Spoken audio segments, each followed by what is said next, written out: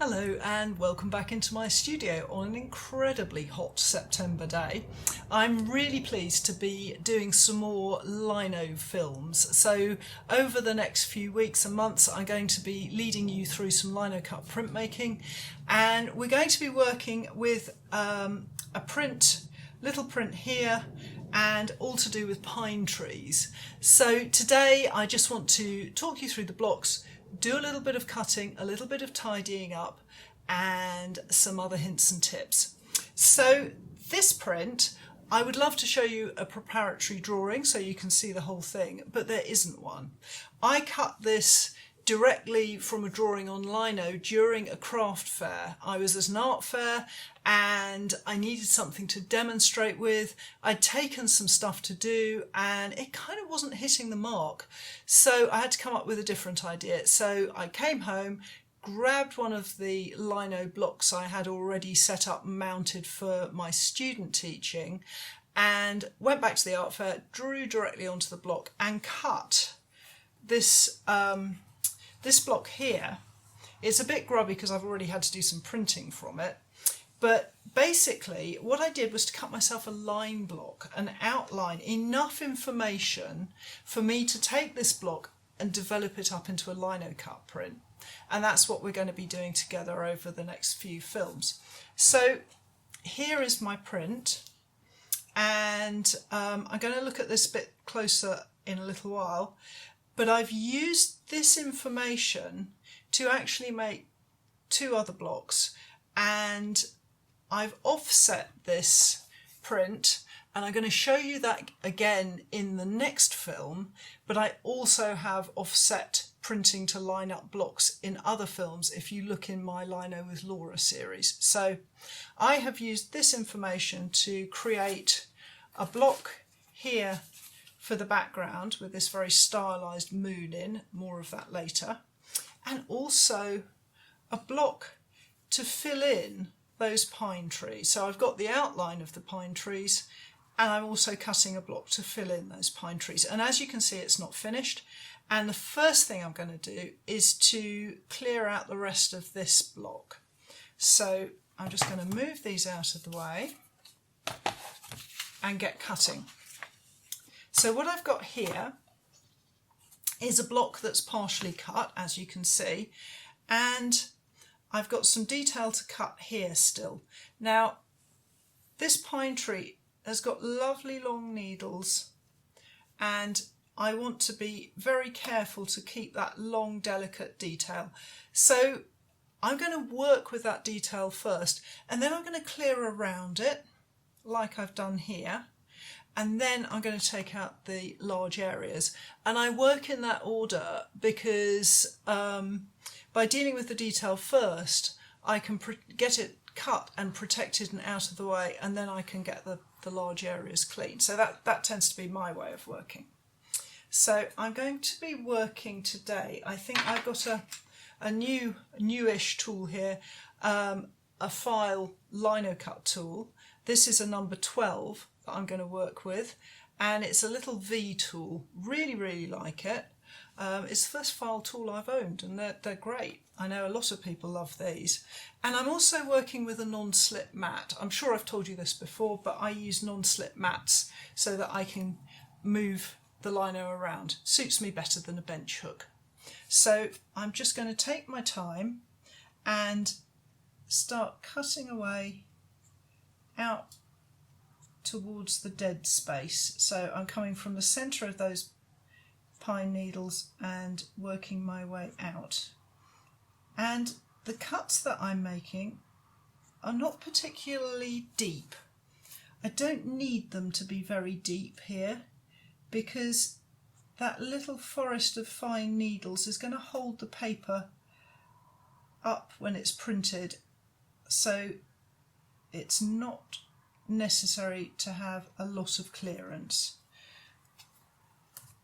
So you can see I'm just moving the lino about, and you notice that I'm cutting double-handed. That's something that I started doing after a rather horrible accident I had when I was first working with lino, and I made a kind of rookie error of cutting that way. So I tend now to work double-handed always. And I actually like it. I feel like it guides me quite well. It's like having stabilisers on a bicycle, I think. So I've now cut the first pine needles, but they're all cut straight across. It's like a sort of buzz cut on the pine needles. I don't want that, so I'm going to go back in and just vary the height a little bit, have them at slightly different heights so they don't look too unnatural. It's a nice look. If you're going for something stylised, then having them all cut straight across like that is, you know, can be a really nice sort of graphic image, but I'm going for sort of a more naturalistic feel here. So if you're cutting, think about things like that. What does your lino want to be like? Is it stylised? Is it naturalistic? Do you want it fluid? Do you want it angular? You know, I think about things like that a lot when I'm cutting.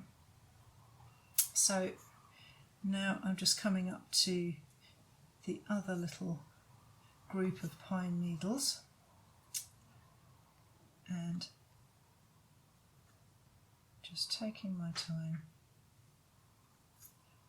And because I'm making fairly shallow cuts, I can keep my lines very, very fine.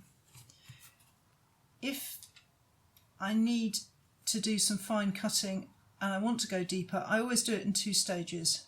I will cut shallow first, and then if I need to, I can go back in and make that cut deeper. If you try and cut deep straight away, chances are you will make a clumsy edge. So I'm just taking my time and thinking about the shape of these needles. And they really are very fine. So when we get around to talking about inking these plates up, that's something we need to address, is how to get that lovely crisp detail that does justice to the cutting when you come to print.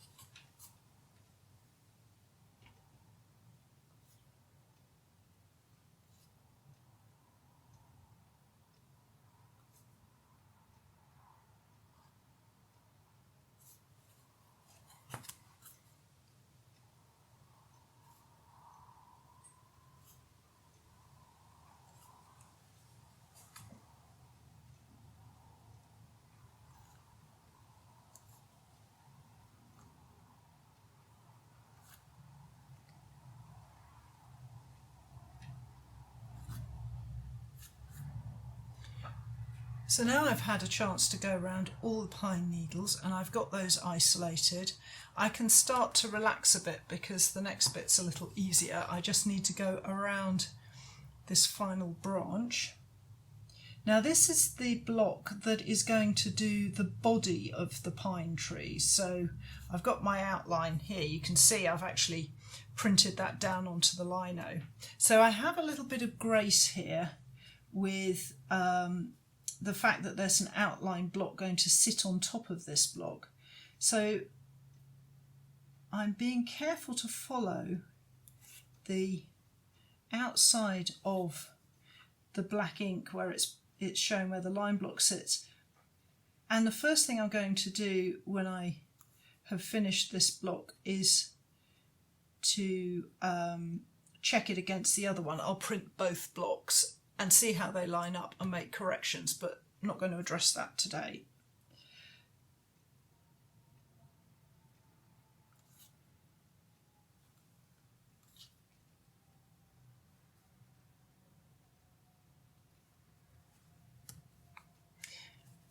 Now I'm using this little V to go around this outline, and for a tiny shape like this, a V-tool, a small V-tool is absolutely fine, but normally when I cut around a shape to isolate it before I clear a larger bit out, I would always opt for a U-gouge.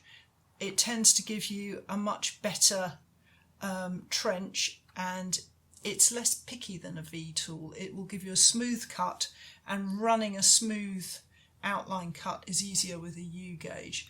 But at this sort of scale, the V-tool is doing the job, so I'm just sticking with that now. And also, and it sounds funny to say it, it's a raging hot afternoon, you can probably see from my red face, and that's making the liner very soft, so that has an effect as well. So the tool that I choose can also depend on the weather and how well the liner is cutting. So today it's very soft and it's easy to glide through. So now I've got everything isolated, I can start work with bigger tool. So here I've got a Yugae gouge, and I'm just going to run out. I see how I'm starting in the corner and I'm coming out towards the dead space. So when I'm clearing, I like to come out into the dead space always, because if disaster strikes and I go too far, then I'm much less likely to hit anywhere. So I'm using this U to start with, and I'm also using it to vary the pine needles a little, and using it here. So it's great for getting into these corners, but if I carry on clearing out with this tool, it's going to give me a million little ridges. So I'm just going to use it for the small areas first. So we'll get rid of all the sort of little holes and divided spaces between the branches. And up here with the needles, and I'm being careful here because I don't want to lock my needles off. In fact, I'm not even going to try and get my needles to the right length. I'm just going to run it around the outside of them. And then I'll go in and finesse a little bit after that.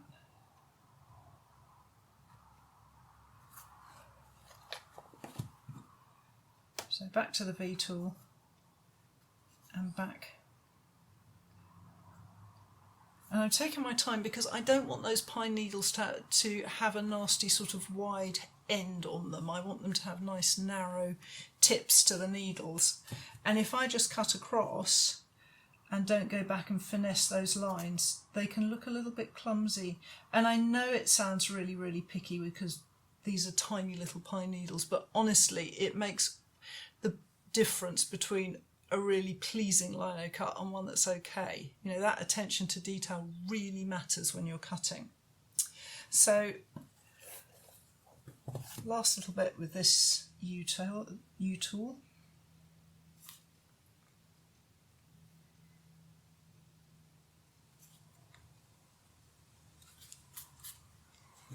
And then I can move up to a bigger scoop.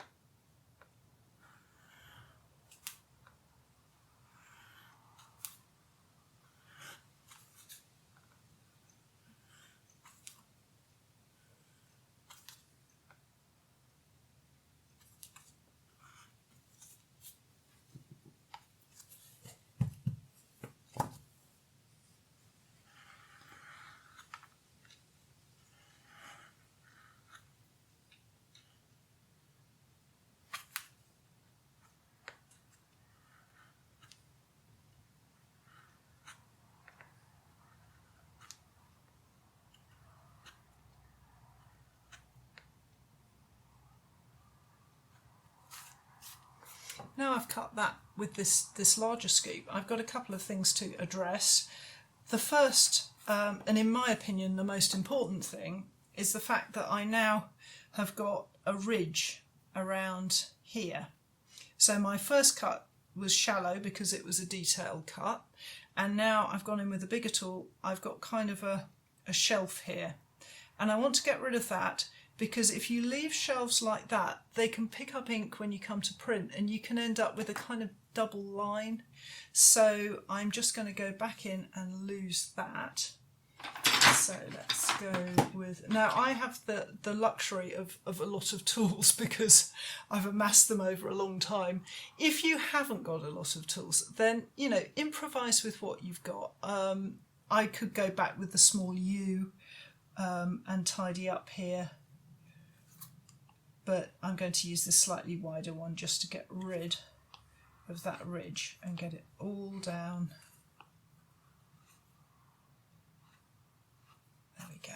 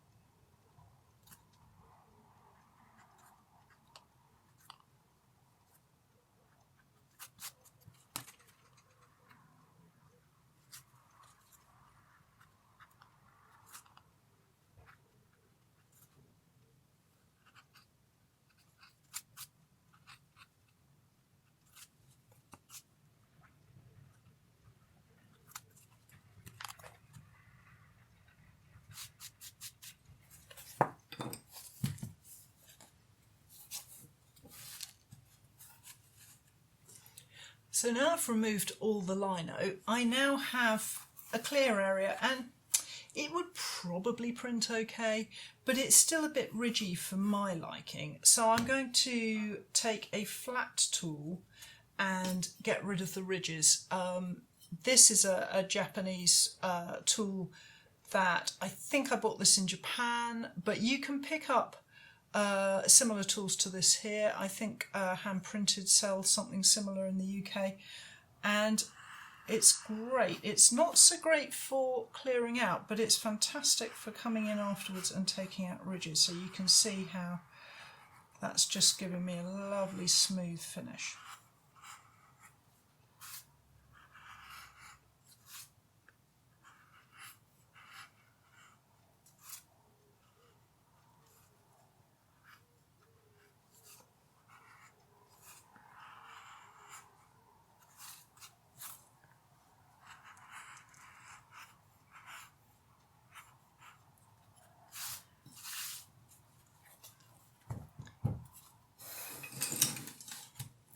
So that would be fine to print, but however careful you are, there's a chance that you will still end up with ink in the centre. There is a big space here, and it could still land you in problems with ink in the centre.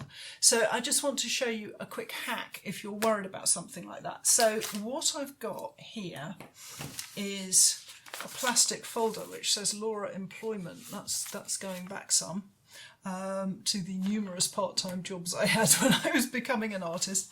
So I'm just going to split it open. I won't be needing that anymore. And cut myself a little patch.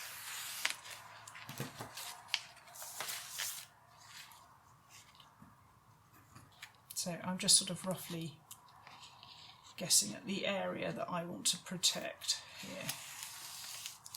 Okay. So what I'm going to do is to make myself a little mask for when I'm printing, and I first saw this being done in David Bull's workshop in Japan. David makes many wonderful videos on YouTube about Japanese woodblock printing, traditional ways of working with some modern twists, and this is something he does in his workshop. And the idea is that you make a mask with a little hinge, and then you can flip it away, do your inking up and flip it back as protection. So I am going to ensure that there is one straight side that I can make into a hinge, and I'm going to do that first just to hold it in place, just temporarily here. And basically all I want to do is to protect this area. So I'm going to get a marker for drawing on plastic and go around, and of course the beauty of this is it's see-through, so it's really easy to see what you're doing. There we go. So I now have a kind of weird kind of fist shape, and all I need to do then is to go around with some scissors and cut it out.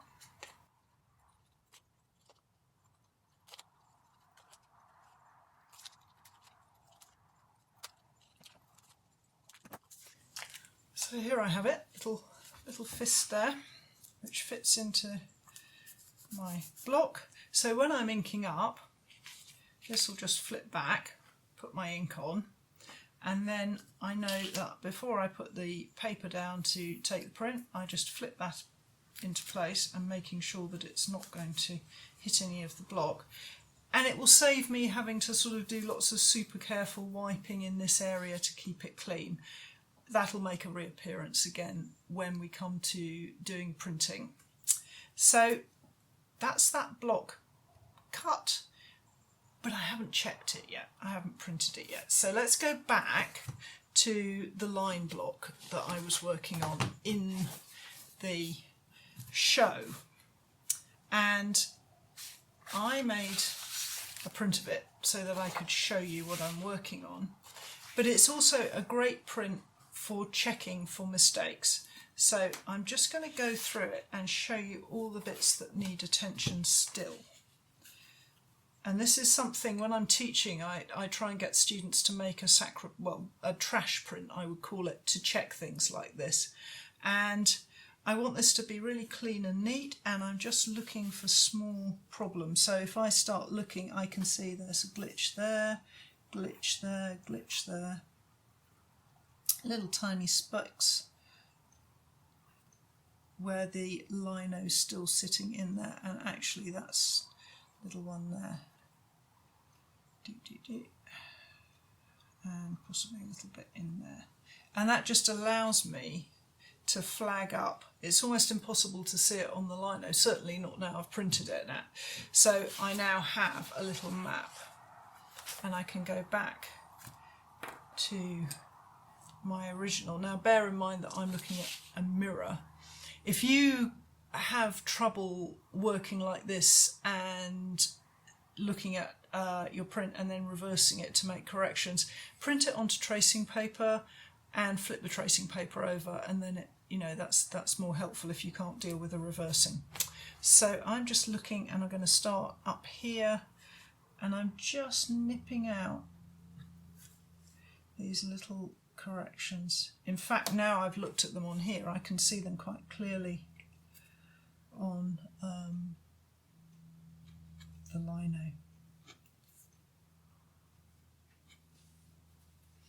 So this is a print that I'm going to be selling in my shop. It's going to be one of my £35 prints, and that probably means that I'll be printing quite a lot of them, and so I need a nice clean cut block, but also it's very important to do the best job I can for every print, whether it's a sort of limited edition very expensive print or one of my more affordable shop prints. So I'm just going to come down here.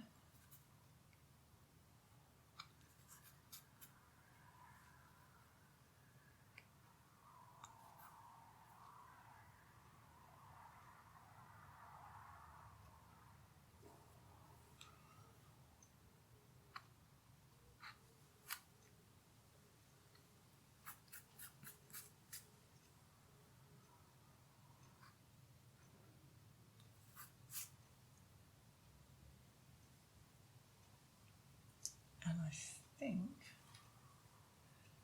that that's probably pretty much done now. So it wasn't like major problems or anything like that, just a little bit of kind of housekeeping just to make sure that everything's as neat as it could be.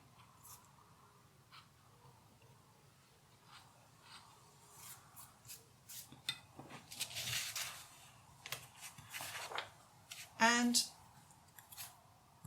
just before I finish, I want to move on to this block, which is the sky block. Now, this fancy stylized moon was another thing that I cut at the fair, and I originally thought I'll do this and show you embossing with this sheet, and then I thought no, I'll leave the sky in. So at the moment what we've got is a situation where I've taken the trees out, I've got the moon and the sky, and I have not even started to attempt cutting away where the pine needles are. They will have to be printed over the sky because they're just too fiddly. I'm not going to go that far. So I have this block here, and I just want to show you the resulting print, which I've done as a rainbow roll. And there's a problem here, I can see as soon as I look at it, and that's that there's a speck of lino that's got onto the block when I was printing, and it's just offset onto the print. So that's a printing error, that's not a cutting error. I found out the other day that these are called hickeys sometimes, or bullseyes, that's a term for them. So that's not a problem. But I can see here I've got a little bit of a double line going on. So I obviously, yeah, I can see I haven't cleared away. I've got that little shelf I was talking about. That's gone now. So I thought I was going to do this as an emboss. I ended up not doing it as an emboss. So in the next episode, I'm going to show you how I'm going to do a second version of the sky so that I can show you about using embossing, blind embossing on a print. So in the next episode, I'm going to create another moon and position it and offset it. So thank you for joining me, and I hope you'll carry on following the story. Do subscribe to the channel if you don't want to miss any of these episodes, and I'll see you soon.